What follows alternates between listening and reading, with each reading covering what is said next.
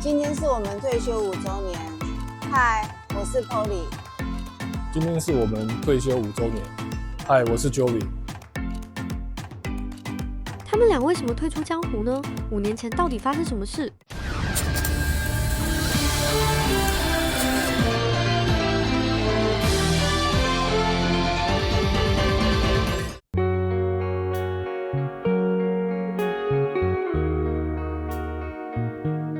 对，那个时候就是疫情，这应该是对人类冲击最大的一个事件，大家应该印象深刻。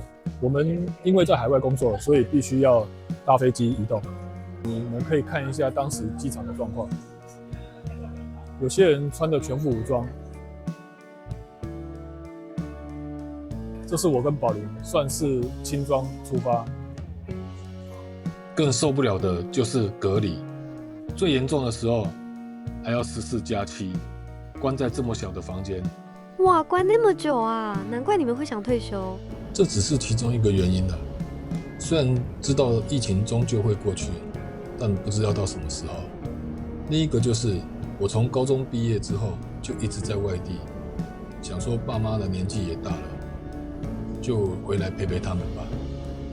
那当时应该很难抉择吧？如果不是因为年纪到了，或者是被公司退休的，我想在这个阶段要离开职场，都是一个人生重大的选择题。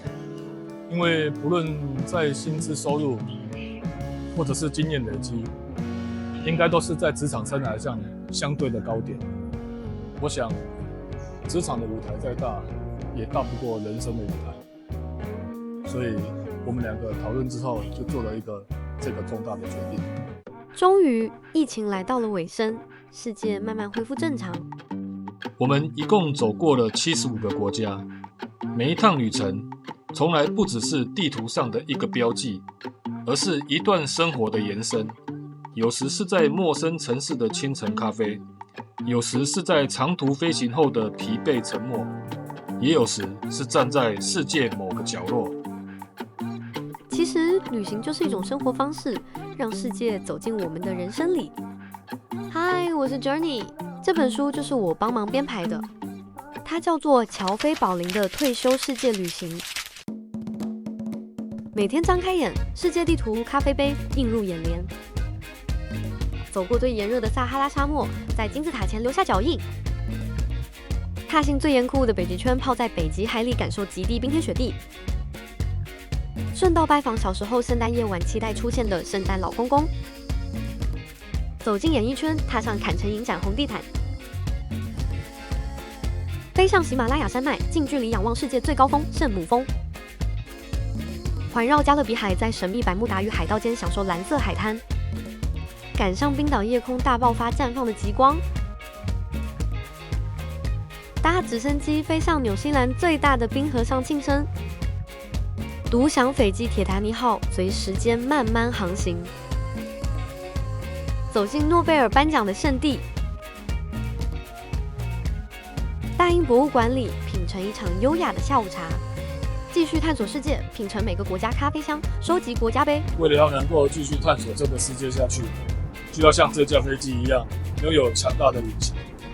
我想我们人生的2大引擎支柱就是健康与财富，所以就开始往这方面去构思。嗨，我是 Oh My God。财务这块呢，是我帮他们规划的。第一步就是把所有的账户通通找出来，银行存款、股票、基金、ETF、债券，还有保单的现值、外币账户，甚至不动产、车子，只要是跟钱有关的，一个都不要漏。接下来第2步就是把这些资产分门别类，有的是成长型，像股票；有的是收益型，像债券。基金有的是保本型，像现金、保单，还有实体资产，像不动产。分类的目的只有一个，搞清楚每一笔钱在退休生活里扮演什么角色。接着用金融机构的风险评比绘制出雷达图，不是在看市场，而是看自己，看能承受多少波动，是多需要现金流，投资需要多长时间，心里能不能安心。然后就是照雷达图结果去调整资产配置，不是追高，也不是预测市场，而是让每一块钱都放在适合退休阶段的位置上。经过上述的整理，只是一次性的结果，未能够实时掌握变化。最后一步，最重要就是把这一切数位化、系统化，建立一套能反映财务状态的资料，每天、每个月、每一年都随时知道自己资产状况。Jovi 曾告诉我，在职场上最关键的2大收获，一是显性的，也就是薪资收入，造就了财务自由，就是这一段；另一是隐性的，也就是知识收入，造就了财务价值。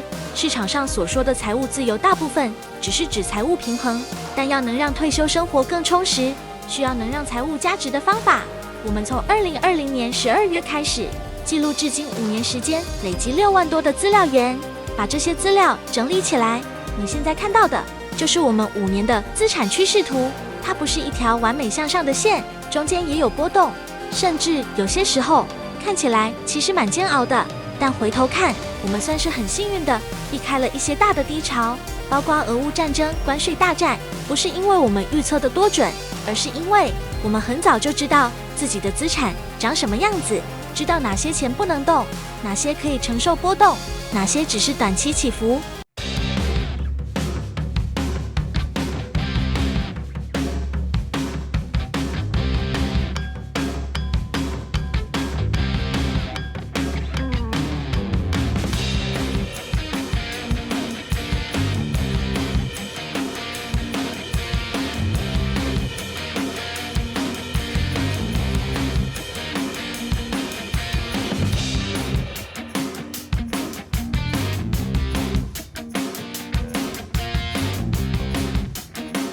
健康就是放松心情，动一动。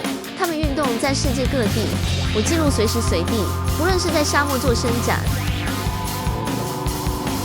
或是在死海做瑜伽，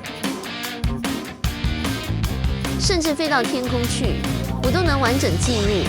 对了，忘了说，我叫 Vicky。截至目前为止，健康数据已累积2万多资料源，数据稳定，世界就走得久。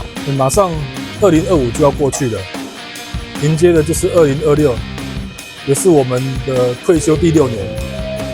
你看，在催我们登机了，准备背上行囊，出发。